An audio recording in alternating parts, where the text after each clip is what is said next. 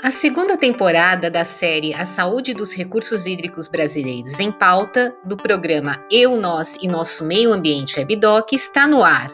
Neste episódio 9, um aspecto crucial para a saúde dos recursos hídricos é o saneamento ambiental. Este é um tema que tem sido aprofundado ao longo dos anos pela arquiteta e urbanista Marúcia Whatley, especializada em gestão de recursos hídricos e meio ambiente urbano pela Unicamp, que é diretora do Instituto Água e Saneamento. A pesquisadora é a nossa convidada deste episódio, em que nos explica e fala também sobre a programação do IAS na Semana do Dia Internacional do Banheiro, em novembro, e sobre a formação de uma nova rede que tem como mote Saneamento tem Solução. Marúcia atuou como coordenadora da Aliança pela Água, coalizão de organizações da sociedade para propor soluções para a crise da água em São Paulo. A consultora é autora e organizadora de publicações sobre recursos hídricos, saneamento e gestão municipal, entre elas O Século da Escassez, uma nova cultura de cuidado com a água, impasses e desafios, em coautoria com a jornalista Maura Campanile. Marúcia, obrigada pela participação no programa Eu, Nós e Nosso Meio Ambiente WebDoc, nessa série que trata da saúde dos recursos hídricos brasileiros. A primeira questão, que eu quero abordar com você é justamente com relação à situação do saneamento ambiental hoje, o cenário, a sua análise e também construção de cenários futuros. Oi, Sucena, muito obrigada pelo convite. Muito importante, a gente poder falar sobre saneamento, recursos hídricos no país como o Brasil, que tem 12% da água doce superficial, aquíferos, mas infelizmente a gente já tem várias regiões do país com problemas relacionados à escassez, seja pela escassez de quantidade, mas principalmente em alguns lugares mais densos como São Paulo, escassez de qualidade, Isso muito relacionado com, digamos assim, grandes fatores que contribuem para a poluição das águas, entre eles a falta de saneamento adequado. Então, hoje, o Brasil, um país de dimensões continentais, com toda a diversidade ambiental, cultural, econômica que nós temos, a gente tem situações muito diferentes em termos de acesso ao saneamento. É muito comum, se ouvir esses dados maiores assim, sobre o Brasil, que 35 milhões de pessoas não têm acesso à água, 100 milhões de pessoas não têm acesso ao esgotamento sanitário. Esses dados, eles, de certa forma, trazem uma parte do cenário, mas são dados produzidos pelo Sistema Nacional de Informações e Saneamento, com base no que as prestadoras de serviço fornecem, e que não necessariamente traduzem, de fato, a realidade. Infelizmente, a realidade é um pouquinho pior que essa. A gente tem um outro importante estudo, que é o PLAN-SAB, Plano Nacional de Saneamento Ambiental, previsto na Lei 11.445 e previsto ainda no novo Marco Legal, que essa versão, ela traz uma metodologia muito interessante, que ela começa a qualificar o acesso ao saneamento. Não é só, estou na área do atendimento ou não, mas tenho esse acesso adequado ou não. Então, os dados que eu gosto de trabalhar mais esses do que esse dado mais genérico, eles mostram que, em relação a atendimento de água, a gente tem mais de 80 milhões de brasileiras e brasileiros que não têm acesso adequado à água. Esse número é bem maior do que os 35 milhões, porque a gente está falando de pessoas que ou vivem em locais onde tem redes de abastecimento, mas falta água bastante.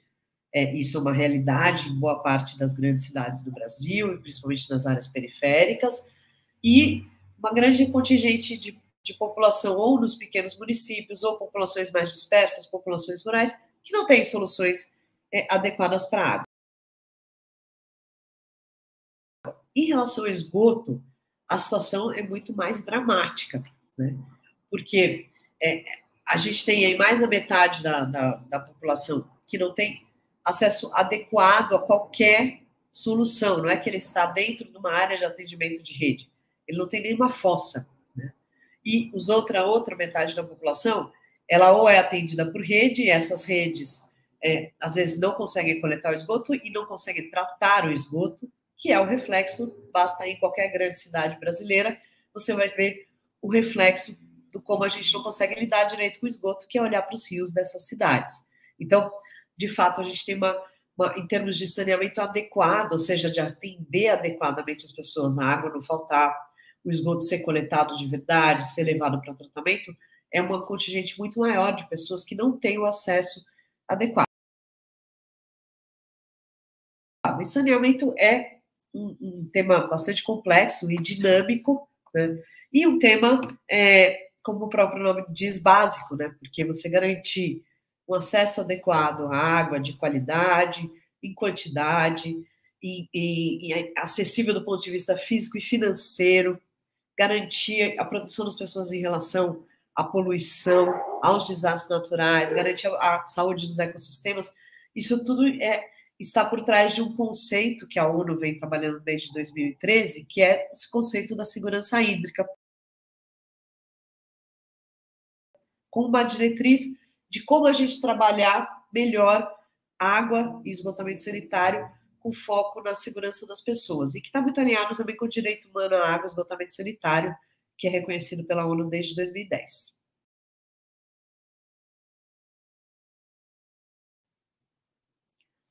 E nesse combo a gente tem os resíduos sólidos, né, Marúcia, que também é uma outra problemática, né, que a gente tem, né, dentro dessa questão do saneamento ambiental, né? E eu gostaria de também ter exemplos da tua parte, assim, vendo o Brasil geograficamente falando, né? Quais são, vamos dizer, as regiões mais, vamos dizer assim, prioritárias, que hoje, assim, há uma necessidade de um olhar dos governantes, né, com mais dedicação, né, pelo fato desse ato, né, de atendimento que vem ao longo de décadas, né, que a gente pode dizer, né? Eu acho que antes da gente falar das regiões, a gente tem até o termo que a gente usa bastante no âmbito do Instituto, nos nossos trabalhos, que são os tradicionalmente excluídos do saneamento. Então, nós estamos falando das populações, normalmente populações de baixa renda, que vivem em áreas periféricas, nas grandes cidades, nas cidades médias, etc. A gente está falando dos pequenos municípios, aqueles mais isolados, e das populações rurais, comunidades isoladas, comunidades tradicionais, né? Então, esse é o primeiro grande prioridade para a gente avançar no saneamento com uma diretriz geral para todos os lugares, porque não necessariamente uma solução que a gente vai pensar para São Paulo vai ser a mesma que vai servir para Belém, ou para Manaus, ou para Recife, né? São situações, e isso eu acho que o lado não só, por um lado é desafiador, mas por um outro lado é um lado muito interessante para a gente trabalhar saneamento, porque o saneamento ele tem uma relação muito forte com o território. Então, quanto mais próximo a gente estiver de criar soluções adequadas para aquela localidade, não trazer um projeto pronto, exportado, né, importado, sei lá, para canalizar Igarapé na Amazônia, por exemplo, a gente tem no saneamento, e cada vez mais, né, com o aumento e intensidade e frequência dos eventos climáticos extremos, e eventos climáticos extremos se dão pela água, seja pela sua abundância, seja pela sua escassez. Então, o saneamento, ele se encontrando com aquilo que a gente chama de adaptação às mudanças climáticas, é um campo, assim, muito rico, não só de inovação, de geração de novas cadeias de serviço, de inclusão das populações locais com a construção das soluções. E aí a gente tem diferentes prioridades, né? Obviamente, a gente tem, tanto na região norte quanto na região nordeste, índices menores de acordo com o Sistema Nacional de Informações de Saneamento Básico. Com algumas ressalvas. Primeiro, essas duas regiões têm uma população rural muito maior do que proporcionalmente, né? Então, já não entra na conta. Então, parece um déficit muito maior. Obviamente, que a hora que a gente vai olhar o acesso das pessoas e tal, também, então, é diferente você olhar para uma região onde a população é majoritariamente urbana ou onde a população rural, ela já é muito mais, ela ocupa uma parte muito maior. Você vai ter que ter estratégias diferentes. Isso é basicamente para vários estados do Nordeste. No Norte, a gente tem situações muito diferenciadas, não dá para também tratar todos os estados do Norte da mesma forma, né? Mas, historicamente, são estados que estão mais atrás em relação às companhias de saneamento. São estados, por exemplo, o estado do Amazonas tem a cidade de Manaus e o restante do estado com uma discrepância muito grande de população, as distâncias, a forma. Então, cada estado vai ter que meio que trabalhar os seus modelos, né? E esse é um grande desafio, porque historicamente no Brasil, e esse acho que a gente está num momento muito positivo para construir essa nova perspectiva, que o saneamento, historicamente, ele nunca foi alçado a uma política pública de Estado, e que no Brasil políticas públicas acabam sendo traduzidas em leis que criam políticas públicas e em sistemas, como o SUS, como o sistema de meio ambiente, como o sistema de educação, né? A gente não tem isso para saneamento, então acho que agora é um momento não só para trazer elevar como política pública, tá? Mas também trazer tudo que o saneamento pode trazer de inovação, se juntando com a adaptação e se juntando como um dos serviços que são básicos e estruturantes para a qualidade de vida. Por exemplo, alcançar o ODS 6, pensando na Agenda 2030, é fundamental para todos os outros ODS.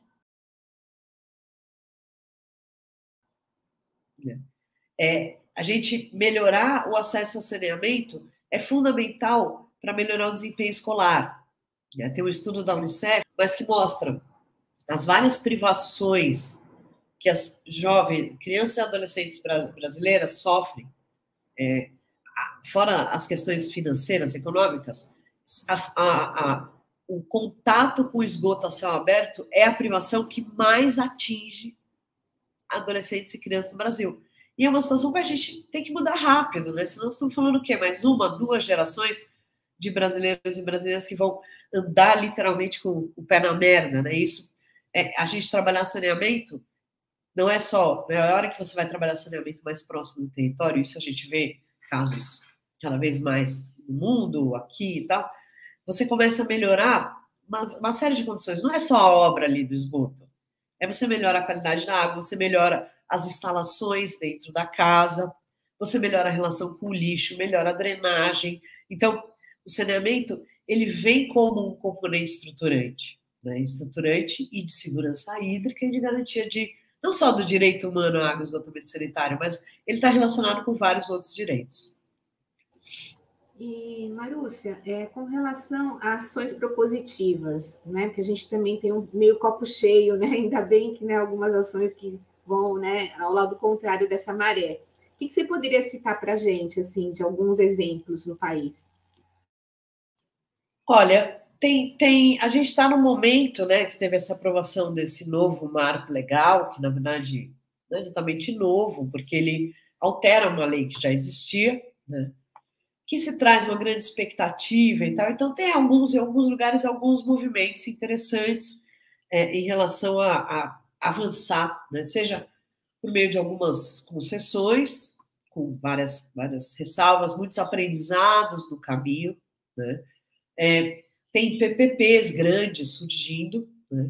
E acho que tem uma coisa do saneamento começar a despertar um interesse de que realmente é um setor que precisa de investimento, mas não investimento para fazer mais do mesmo. O setor que precisa de investimentos em termos de novas bases.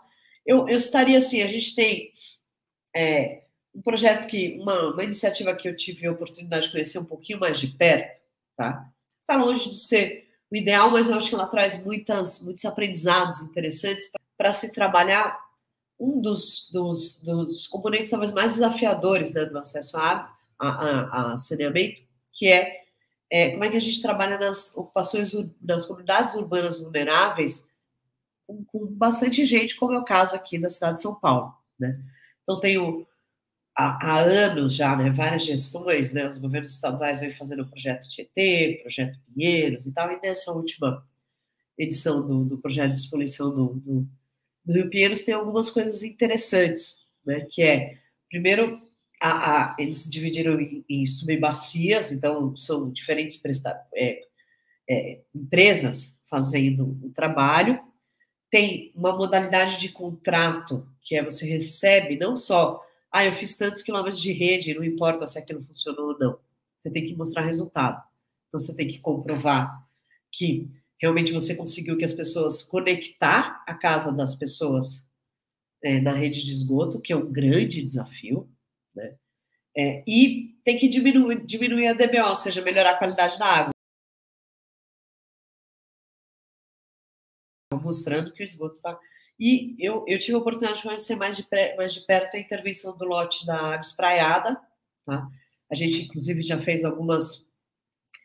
né, pelo Instituto Água e Saneamento, no ano passado, para o Dia Mundial do Banheiro, a gente fez uma entrevista com a Deise Coelho sobre essa intervenção, e que eles conseguiram, de fato, nessa perspectiva, né, de que o saneamento é estruturante, o saneamento tem que ser construído junto com as pessoas que estão naquele território, etc. Eles trabalham com umas metodologias que eles chamam de técnico social, e que eles atuam com as comunidades, eles trazem porque um dos desafios que a gente estava falando, por exemplo, da conectividade, é que, assim, não necessariamente quando a gente pensa em uma rede de água, uma rede de esgoto, ela está muito longe de se adequar com uma cidade real, né? Você pensar uma rede de água, uma rede de esgoto, que tem que passar lá toda certinha, não sei o quê, numa área de ocupação precária, urbana, densa, etc., não vai funcionar. Então, você tem que começar...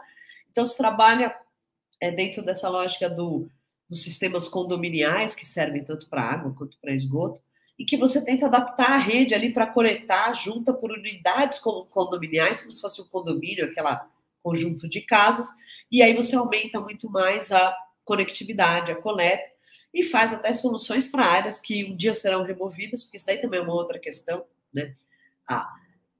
Não só a questão da remoção, mas a regularização fundiária. Eu vi um termo outro dia da professora Raquel Runick, que não é regularização, é regularizando, porque isso daí é uma coisa sempre, ela tem que estar sempre acontecendo. Mas se a gente vai esperar você resolver situações tão complexas e deixar as pessoas sem saneamento, então, nessa iniciativa, eles conseguiram já resolver o esgoto de algumas áreas, independente do que vai acontecer com elas depois, mas pelo menos a qualidade ali daquela região melhorou, né? Ainda falta, né? Mas eu acho que traz ali um pouco de novidade do como você consegue, em um ano, por exemplo, conectar 50 mil domicílios em rede de esgoto, que é um resultado bastante relevante, né? Ao mesmo tempo, a gente também tem uma série de outras iniciativas sendo pensadas ainda, até porque tem mudanças, né, se a gente for pensar, o Brasil tem mais de 1.600 prestadores de água e esgoto, né? Mas a gente tem as grandes companhias estaduais, tem as concessões, tem as companhias privadas ampliando a sua participação. Isso ainda vai demorar um pouco para a gente ver resultados, mas o que a gente já vê, por exemplo, assim, algumas companhias estão começando a acordar, né, e trazer isso que parece que é uma inovação muito grande, que é essa abordagem mais técnico-social para entrar em comunidades, trabalhar a questão do diagnóstico junto, trazer outras alternativas para resolver ali no local, né? Então, acho que isso é uma tendência, né? E acho que é desse alerta, né? Que eu acho que essa é uma coisa que nós do Instituto estamos trabalhando em relação a isso, e acho que isso vai ganhar cada vez mais adesão, é o quanto que o setor do saneamento precisa se aproximar e entender sobre a adaptação climática, né? Enquanto essas duas coisas estão juntas, né? Porque drenagem, acesso à água potável, etc., tudo está muito relacionado, né? Então, acho que vai ter muita coisa nesse sentido. Bom, você já me deu ensejo a pergunta, né, da questão do Dia Mundial do Banheiro, né, que é de 19, né, de novembro. Eu gostaria de saber o que é o dia, né, entender um pouco do histórico, né, para que o internauta entenda também. O que você pode pontuar para a gente que vai ocorrer, né, dentro daí do que vocês estão preparando? Mas desde o ano passado, a gente tem promovido essa data e agregado em torno dessa data diferentes atores, sejam de companhias de saneamento, sejam de sejam de pequenas empresas, tem muitos jovens que estão trabalhando com soluções locais de saneamento. Então, a gente vai apresentar agora no Dia Mundial do Banheiro algumas dessas, e a ideia é, a partir do ano que vem, a gente começar a realmente colocar no mapa isso. Porque uma coisa é a gente saber, pelos grandes dados, que existem aqueles grandes modelos, mas a gente começar a sobrepor essas pequenas soluções que estão resolvendo a partir do território. Bom, o Dia Mundial do Banheiro é um dia para alertar, né, e também celebrar esta grande invenção que é o banheiro. Mas é um dia principalmente de alertar para a quantidade de pessoas que ainda não têm acesso a banheiro mesmo, né? E o quão isso está relacionado com o esgotamento sanitário com a saúde, como a gente aprendeu bastante na pandemia, né, etc. Enfim. E o Dia Mundial do Banheiro, ele foi criado no início dos anos 2000, pelo Jack Sim, que é um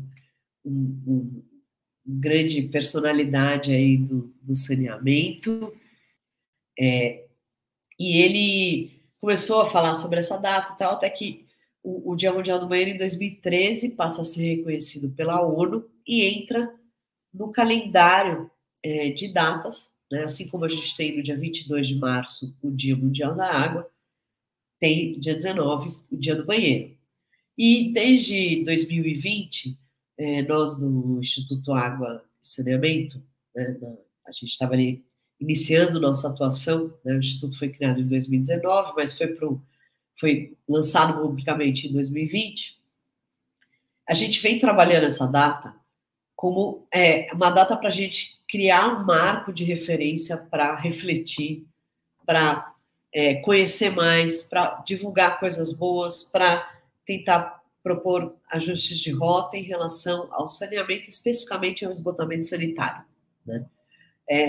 É um dia que tem menos visibilidade do que tem o Dia da Água, mas a gente está trabalhando para dar visibilidade, não só para a data, mas para concentrar nessa data uma série de discussões. Ele está muito relacionado com a garantia do direito humano, a água e esgotamento sanitário, que inicialmente é um direito humano que foi reconhecido como direito humano à água e esgotamento, mas a partir de 2015 são dois direitos interligados, mas são dois direitos. Então, você pode requerer o seu direito só a esgoto, porque antes estava muito relacionado à água.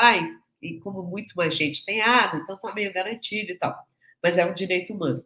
Então, o Dia Mundial, e ele vem, ao longo do tempo, ele adota o mesmo mote, né, que a ONU propõe para a água, né, o mote desse ano é tornando invisível visível, estaria mais relacionado com a água subterrânea, mas que para o Dia Mundial a gente está usando, não tanto com foco na água subterrânea, mas mais tornando invisível visível, que tem muito a ver com o esgoto embaixo da terra, com o esgoto que vai para o rio. Então, é um pouco esse mote geral, né? A gente sempre adota um mote da ONU, e esse ano, né, todos os anos a gente vem botando esse carimbo do saneamento em solução, que virou uma articulação, e que esse ano a gente vai lançar publicamente essa rede, que é uma rede composta por diferentes organizações que têm trabalhado no sentido de conhecer mais sobre soluções, problemas, em 3 eixos. Comunidades urbanas vulneráveis, como levar saneamento, e saneamento para populações em áreas rurais, comunidades isoladas e banheiros públicos. Então, nessa edição do Dia Mundial do Banheiro de 2022, a gente tem nos dias 16 e 17, a programação já está no ar, no site do Dia Mundial do Banheiro, 16 e 17, nós vamos ter encontros técnicos para cada um desses eixos, tá? Onde vai ser possível conhecer melhor, né, não só qual o problema, mas quais podem ser soluções, né? Então, isso é organizado por esses grupos. No dia 18, a gente vai fazer, na parte da manhã, algumas mesas para pensar um pouquinho, né, quais são as perspectivas para o saneamento para o Brasil nos próximos anos, considerando o novo governo, o governo Lula, Frente Ampla, considerando a situação em alguns estados. E na parte da tarde, a gente tem o lançamento em si da rede, e vai ter o lançamento de algumas publicações que são relacionadas com o tema, publicações bem interessantes que vão ser lançadas nesse dia, e vamos fechar com umas rodadas de conversa para conhecer um pouquinho mais alguns jovens que estão trabalhando e fazendo, conhecer a trajetória deles, o que eles estão pensando nos caminhos de saneamento. Então, essa é mais ou menos a programação desse ano, que acontece nos dias 16, 17 e 18 de novembro. É sempre bom, né, que a gente vê o conhecimento, né, vê a parte técnica, mas vê a parte humanística, né, que eu acho que é isso que você está fazendo na sua fala agora, né? E é muito legal que no Dia Mundial, a gente também vai lançar a segunda temporada de uma série de entrevistas sobre iniciativas que estão resolvendo o saneamento. Então, tem algumas iniciativas relacionadas a banheiros públicos, que é um grande desafio, né? Imagina, tanto para a população que está em situação de rua, população que trabalha, que está transitando, não é algo trivial de resolver. Sobre iniciativa de saneamento rural e de comunidades urbanas precárias. Então, a gente procura trazer um pouco, ajudar a alimentar nosso repertório geral de que tem solução, sim, saneamento, tem um monte de solução, né? Elas mais próximas do local, elas tendem a não só funcionar melhor no sentido de que funcionou, mas elas têm mais durabilidade, têm mais sustentabilidade, têm mais engajamento da população beneficiada, enfim. Então, acho que é uma oportunidade para isso. Essa é a terceira edição e a gente espera que com isso a gente consiga ajudar a dar visibilidade para caminhos para superar os desafios até agora e a gente avançar rapidamente, né, no acesso adequado à água, a esgotamento sanitário, a resíduos sólidos, a drenagem, que são básicos para a qualidade de vida, para o bem-estar e para, enfim, são transversais, né, para uma série de melhorias e garantia de direitos. E tendo em vista tudo que você falou até agora, que análise vocês fazem, assim, com relação aos nossos recursos hídricos, né? Porque uma coisa está relacionada à outra, né? E a gente vê que o saneamento não estando bem, a saúde dos rios também não. Então, que panorama você poderia dizer hoje que a gente enfrenta, né? Que alguns exemplos também para poder citar para a gente. Bom, tem essa relação muito óbvia, né, em relação a saneamento e recursos hídricos. Afinal, quanto menos saneamento, pior a qualidade dos rios, né? Acho que nos últimos 4 anos é um setor que sofreu muito, né? A gente tem no Brasil, desde a década de 90, um Sistema Nacional de Recursos Hídricos, com comitês instalados, enfim, tudo isso foi sendo desmontado junto com tantas outras coisas. E a gente tem, acho que uma série de, talvez assim, as águas no Brasil, a gente pode dizer que talvez elas têm 3 principais fontes de degradação. Né? O saneamento, que a gente já falou bastante aqui, tem uma outra fonte importante que tem a ver com o uso, né, do solo para outras coisas que não sejam cidades, né, mas principalmente o avanço do agronegócio, etc., o uso de fertilizantes, agrotóxicos, isso tudo tem um grande comprometimento de qualidade de água, né, assim como de outros usos, como a mineração, garimpo, com impactos em rios, né, como o Rio Tapajós, que é um dos rios mais claros, né, um dos rios mais transparentes da Amazônia, sofrendo com mercúrio, com toda aquela... Enfim, então nós estamos assistindo essa degradação por várias fontes, e tem as questões relacionadas à alteração do uso do solo, desmatamento, principalmente, né, e que ele vai ter impactos brutais sobre os recursos hídricos, seja na escala local, né, então, você desmatou, você vai ter um escoamento superficial, vai ficar com um aumento de turbidez, vai assorear, etc.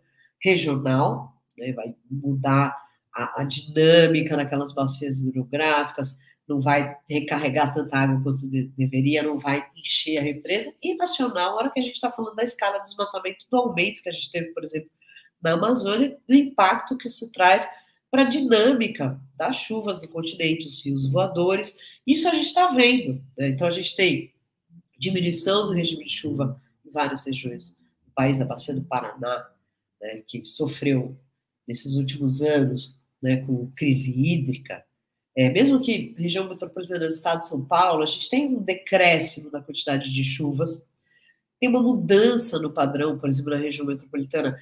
Mesmo que você chegue ali, na média está chovendo a mesma coisa, mas choveu em 3 dias, o que deveria chover num mês.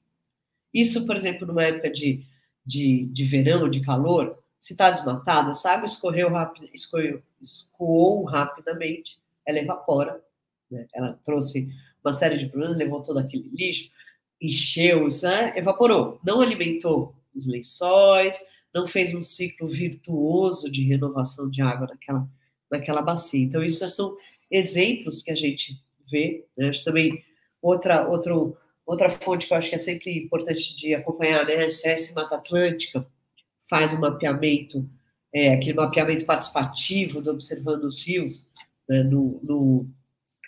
Com vários grupos, né, que medem a qualidade da água, a gente vê o quanto vai piorando em alguns lugares, isso também mostra um pouco essas perdas, né? Então, acho que a gente está agora num momento de reconstrução e de regeneração, né? Eu acho que tem que apostar bastante nisso, a gente tem que realmente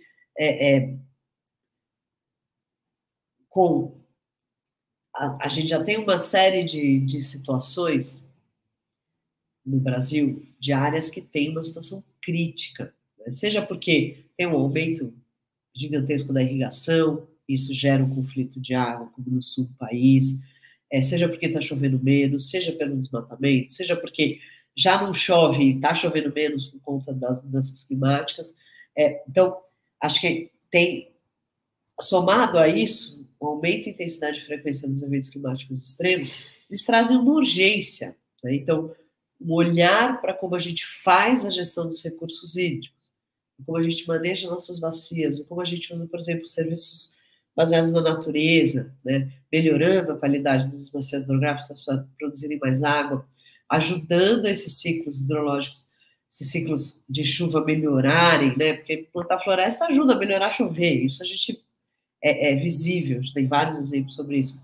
Então, acho que são medidas mais do que urgentes, além, obviamente, de parar com uma série de atividades como garimpo, é um absurdo da forma que está sendo feito, né, com danos irreversíveis para rios e ecossistemas incríveis que a gente tem no Brasil. Então, acho que são uma série de caminhos aí que a gente tem que fazer mudanças radicais, agora e rápido, porque literalmente a gente está correndo contra o tempo, né? E como água e clima são indissociáveis, né? E eventos climáticos extremos se dão pela água, seja pelo seu excesso, seja pela falta.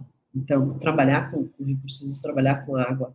Agora, trazendo abordagens que respondam a isso, né? Que respondam assim, eu estou melhorando as condições dessas bacias hidrográficas, estou melhorando, estou ajudando a reequilibrar o regime de chuvas, eu estou trabalhando a questão do saneamento, estou melhorando a segurança hídrica das pessoas, estou garantindo o direito humano, isso tudo tem que estar meio junto. A gente está falando de esgotamento sanitário, a gente tem a questão dos resíduos químicos, né, que são componentes, né, e o quanto a gente pode falar também do resíduo químico que a gente está falando das fezes, enfim, né, da urina e tal, mas esses químicos, né, esse mercúrio, chumbo, tudo isso, né, como é que é o comprometimento também nessa questão do saneamento, né, quando a gente fala assim, até para remediação, né, como né, extrair, e no caso, eu sei que isso é mais complexo, né, não é tão fácil, né, extrair todos esses elementos. Não sei se nesse ponto você poderia falar alguma coisa. Olha, eu acho que esse é um grande desafio, porque mais focado aqui na questão do saneamento. Obviamente que no esgoto, né, focando aqui principalmente nessa grande fonte de poluição, mas a gente, infelizmente, não está falando só dos componentes biológicos ligados lá ao cocô, né? Tem muito mais coisa, né, no esgoto, né? Então, a gente vai ter metais pesados, que tem a ver com uma série de usos e tal. Imagina que o esgoto de uma cidade, né, não tem só casa na cidade. Tem açougue, tem funilaria, tem posto de gasolina, tem toda uma série de coisas, né? Então, dependendo de como isso daí está regulamentado, de como isso está sendo fiscalizado e resolvido adequadamente, o que está indo para o esgoto é muito mais do que só os dejetos, né? Mesmo considerando os dejetos, também tem uma outra questão relacionada ao nosso modo de vida, né? Que é uma vez que a gente tem uma população que toma cada vez mais remédio, esses remédios, eles também acabam indo, né? Então, seja a questão de hormônios, antibióticos, tem dados, assim, de alguns lugares até de traços, assim, de drogas ilícitas, etc., você encontra na água, né? Então, a água, de certa forma, que está indo para os rios, aquela água não tratada, do esgoto, ela é um reflexo da nossa sociedade. Então, existem diferentes formas de tratamentos, daí também é um setor que a gente pode avançar muito, né? Desde trabalhar com a coleta e pensar do residencial tratamentos mais locais, em vez de fazer, por exemplo, a gente tem modelos hoje, né, das grandes estações de tratamento, que são até necessárias, mas você imagina uma cidade como São Paulo, você tem entre uma coleta de esgoto lá na região de Interlagos, da Mínix, até a estação de tratamento, 70 quilômetros. São 70 quilômetros de rede, né? E isso tem... não anda sozinho. Você tem que ter energia elétrica impulsionando, né? O esgoto é mais pesado que a água, inclusive, né? Então, a gente trabalhar com modelos talvez menores de tratamento, né? Isso é uma coisa. Uma outra coisa é, talvez, olhar um pouco mais a cadeia de tratamento de esgoto, não só como uma coisa assim, eu estou gerando só resíduo, tem muito recurso, né? Então, por exemplo, você pode tirar do esgoto doméstico fósforo, que vai gerar fosfato, que é fertilizante. Você pode, junto com o lixo orgânico, gerar metano, que é gás de cozinha, né? Então, tem uma série de soluções ainda a serem implementadas, avançadas. Eu acho que é um setor que ele traz um componente de potencial de inovação muito grande, né? E de inovação a partir dos territórios, e com resultados que impactam positivamente a qualidade de vida das pessoas, a qualidade de vida do ambiente, o bem-estar, enfim. Saneamento é tudo de bom. E não pode ser relegado, né, em momento algum, né? A gente está chegando nos momentos finais e tem uma questão que eu quero abordar com você, que é com relação ao longo da sua trajetória, né? Você também é autora e coautora de publicações que trazem um sinal de alerta e de caminhos possíveis, né, da relação humana e de melhores políticas públicas com os recursos hídricos. Entre elas, o século da escassez e mananciais, uma nova realidade. E uma terceira, né, que é serviços ambientais, conhecer, valorizar e cuidar. Eu gostaria que você falasse um pouquinho a respeito, né, dessas obras e se o teu olhar continua o mesmo, né, porque cada uma foi feita em um período, e se você vê se os caminhos estão sendo transformados também.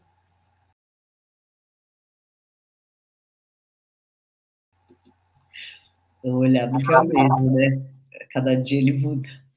É legal você resgatar, acho que essas duas, as duas últimas, né, de serviços ambientais e mananciais, fazem parte de um conjunto de publicações que foram produzidas na época que eu coordenava o programa Mananciais no Instituto Socioambiental. Foi uma parceria com a Prefeitura de São Paulo e o PNUMA, né? O secretário era o Eduardo Jorge, e são publicações bem, bem interessantes, olhando para diferentes questões que poderiam ajudar a gente a avançar em políticas para proteção e recuperação dos mananciais de São Paulo, né? Então, primeiro, uma reflexão sobre o que fazer com mananciais, aí olhando mais para Billings e Guarapiranga, né, que são áreas onde a gente tem a vantagem de ter represas muito próximas de uma grande cidade, mas ao mesmo tempo de não ter cuidado ao longo do tempo, de não ter conseguido construir políticas públicas para não acolher a população que estava vindo para São Paulo, mas não expulsar essa população para ir morar de qualquer jeito nessas áreas, né? Então, acho que essa é uma questão que hoje, principalmente olhando para Billings e para Guarapiranga, infelizmente, o olhar, ele é um olhar eu vou dizer, é um olhar um pouco de tristeza, é um olhar de tristeza, porque eu acho que essas publicações, se eu não me engano, tem mais de 10 anos. A gente avançou muito pouco nesses últimos anos, né? Eu acho que tem um certo cansaço, mudanças de governo, outras formas de trabalhar, né? E é um grande desafio, mas que eu acho que, por exemplo, fazendo um gancho com aquilo que a gente falou mais cedo, né, daquela iniciativa na Água Espraiada, eu acho que ali começa a trazer um conjunto de caminhos de talvez, e se a gente pensar, né, e aí eu acredito que a gente pode avançar, assim, intervenções um pouco diferentes para a gente trabalhar técnico social, conseguir resultados mais rápidos, engajar a população, enfim, eu acho que ali a gente começa a ter alguns caminhos para resolver uma das questões que são muito graves em relação à ocupação dos mananciais, que tem a ver com a parte urbana. Eu acho que também tem outras questões que são extremamente preocupantes, né, que na época, quando foi construído, foi debatido, feito o licenciamento do trecho sul do Rodoanel, tinha uma série de coisas que se apontavam naquele momento que elas estão se concretizando de piora das condições, e de, inclusive, começar uma mobilização agora de se fazer novos acessos à rodovia em Buenos Aires, o que é um absurdo, porque era uma premissa desde o início, e um novo acesso desse realmente é um impacto muito negativo. Então, são questões muito, muito preocupantes, né? E da gente olhar e falar assim, não é possível, né, se a gente for pensar, a região metropolitana de São Paulo tem 39 municípios, quase 20 milhões de pessoas. A Sabesp, para fornecer água para essa região, tem autorizado em torno de uma outorga de água de 80 mil litros por segundo. Você tem uma ideia? Uma publicação anual da ANA, que é sobre a situação dos recursos hídricos no Brasil, tem lá os grandes usos e tal, tem-se mais ou menos mapeado em termos de outorga para todo o abastecimento de água, algo em torno de 500 metros cúbicos. Então, só para a região metropolitana, uma empresa, a Sabesp, tem 80. Né? Não necessariamente essa água está lá, porque as represas do Cantareira, por exemplo, é um sistema que ele não voltou a ter mais de 60% da sua reservação há muito tempo. Né? Mas existe outorga. A gente não pode pensar assim, bom, até quando a gente vai espalhando, ou seja, vou pegar água no Vale do Ribeira, vou pegar água no Vale do Paraíba, etc., para priorizar uma única região, né, e abrindo mão de água que tem nessa região, porque eu não dou conta de resolver o problema, como o Billings e Guarapiranga. Né? Então, acho que esse é uma outra forma. E tem muito a ver com o que eu tenho falado sobre saneamento no século XXI. O saneamento do século XXI ele tem que ser mais circular. Nosso saneamento tradicionalmente, do século XIX, etc., é muito linear. Né? Então, você pega água lá do Cantareira, transporta essa água, perde um monte de água no caminho, aí transporta para casa das pessoas, perde mais um monte, transforma em esgoto, leva isso embora, polui rios em outros lugares, é linear. Né?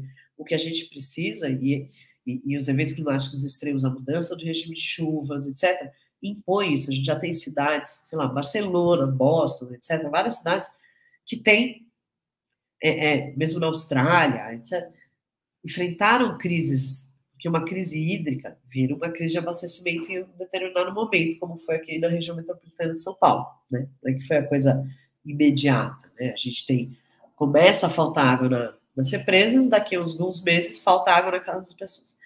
Essas cidades, elas fizeram o quê? Elas começaram a diversificar fontes de água. Então, não é só ter represa.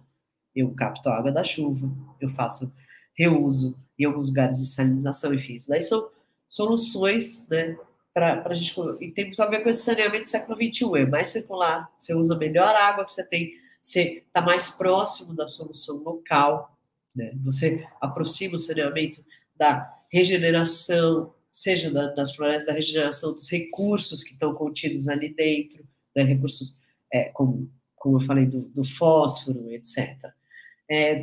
Então, acho que tem muitos aprendizados, acho que a questão dos serviços ambientais, ela é muito pertinente, né, ela traz, entre a coisa da valorizar os serviços ambientais, tem muito a ver, né, com essa aproximação das soluções baseadas na natureza, que a gente contar com a natureza para nos ajudar e não para piorar as condições, né?